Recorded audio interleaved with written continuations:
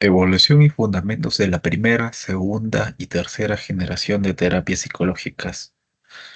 Nosotros como psicólogos ya sabemos que nuestro deber, entre comillas, es guiar al paciente en la resolución de sus problemas, mas no solucionarlos como tal, con ayuda de muchas técnicas como puede ser el rapport, que es más o menos la empatía conductual y cognitiva con el paciente, o algunas preguntas previamente estructuradas, pero mejor manejo psicológico.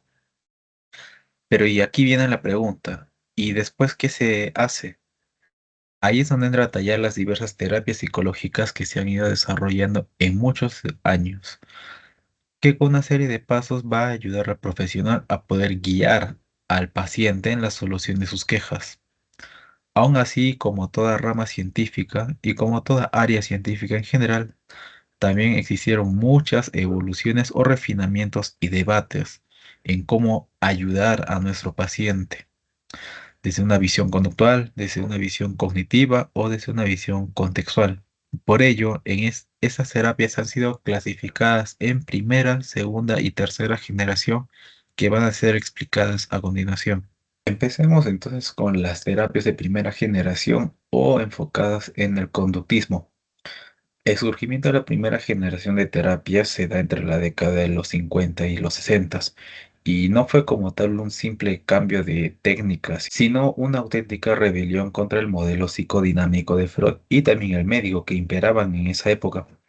En ese contexto de introspección y los constructos intrapsíquicos inobservables que pues explicaban un poco el modelo psicodinámico y de qué eso se enfocaba, no carecían de respaldo experimental.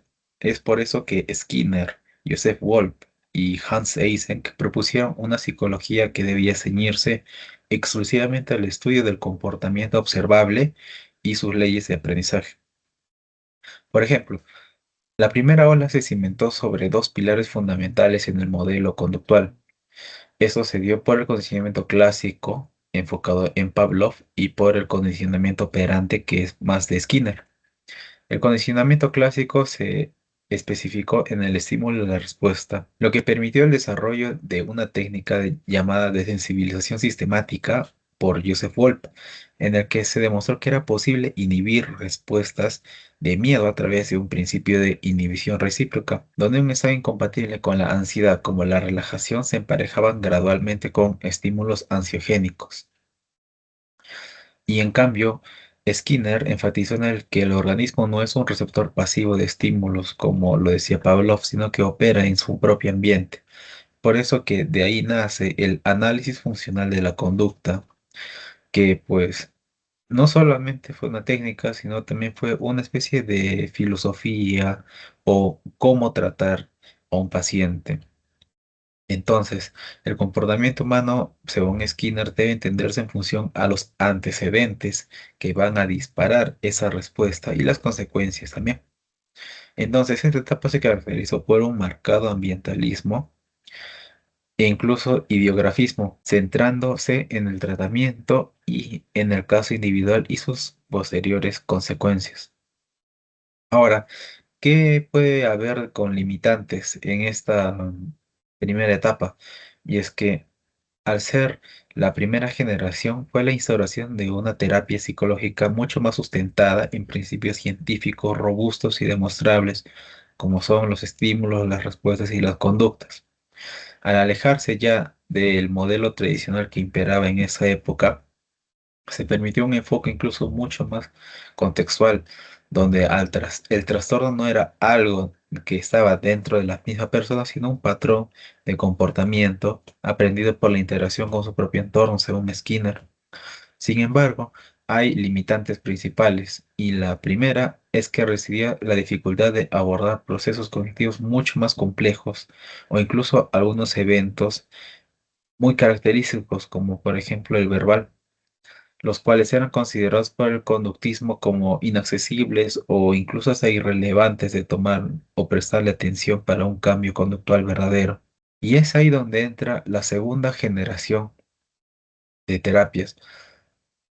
Ya el paradigma en los años 70 ha empezado a desplazarse más como una especie de revolución cognitiva, sobre todo dado por el uso y el posterior aumento y auge de la tecnología, las computadoras, dando origen así a la terapia cognitivo-conductual. Este cambio fue más que todo impulsado por la observación que ya se le hacía al estímulo y a la respuesta, pero que éstas eran insuficientes para explicar la heterogeneidad de las respuestas humanas ante algunos estímulos más idénticos. Es ahí que se introdujo la metáfora de la caja negra, que es básicamente el pensamiento, creencias y esquemas mentales que se medían entre la realidad y la reacción emocional del paciente.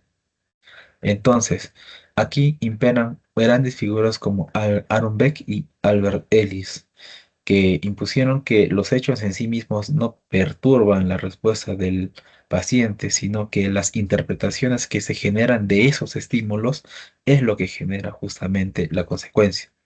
Es ahí donde se introduce el modelo ABC, el acontecimiento, las creencias y las consecuencias. Y eso se convirtió en una estructura estándar de intervención. Es ahí que la terapia se orientó más que todo en la identificación y la corrección de las llamadas distorsiones cognitivas y creencias irracionales. También en esa etapa, el cambio conductual no solamente pasó a considerarse un subproducto del cambio cognitivo. En esa etapa, el cambio conductual pasó a considerarse como una especie de superrespuesta de un cambio cognitivo. Es por ello que si un paciente lograba reestructurar sus pensamientos mediante evidencia y el diálogo, su estado de ánimo y su conducta iban a mejorar considerablemente.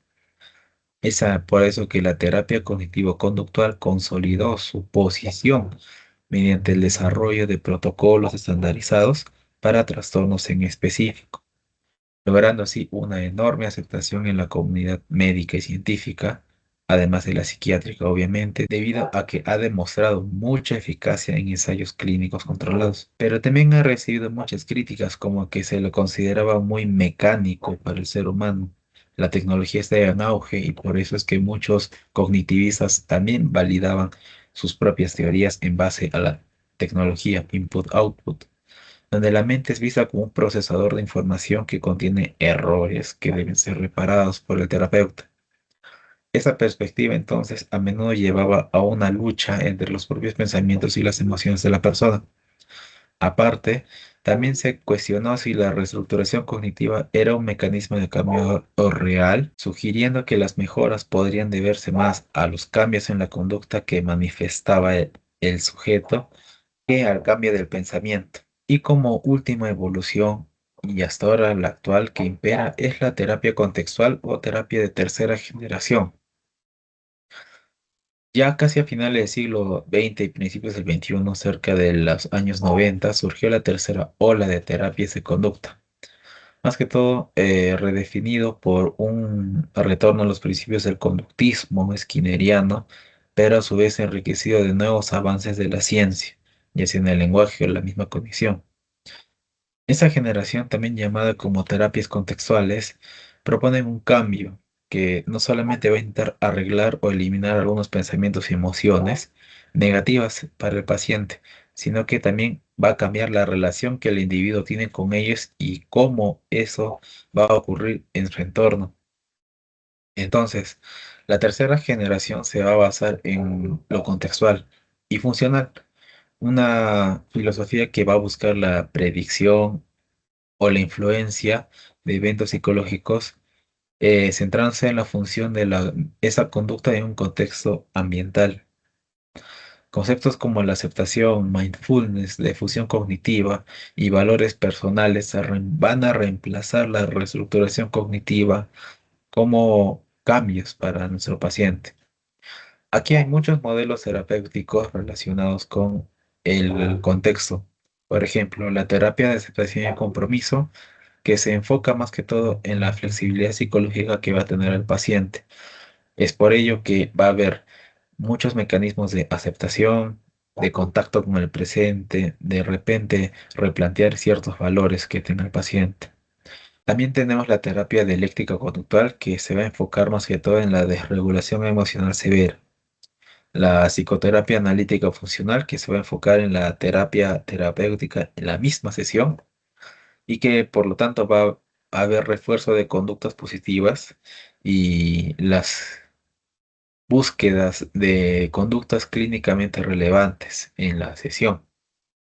La terapia de activación conductual también es una de las más famosas y que se va a enfocar sobre todo en la depresión y en la falta de refuerzos. Entonces, en conclusión, la primera generación buscaba un cambio conductual visible, mientras que la segunda buscaba el cambio del contenido del pensamiento y que respondían con una conducta. Pero en cambio la tercera generación buscaba el cambio a través de la modificación de su contexto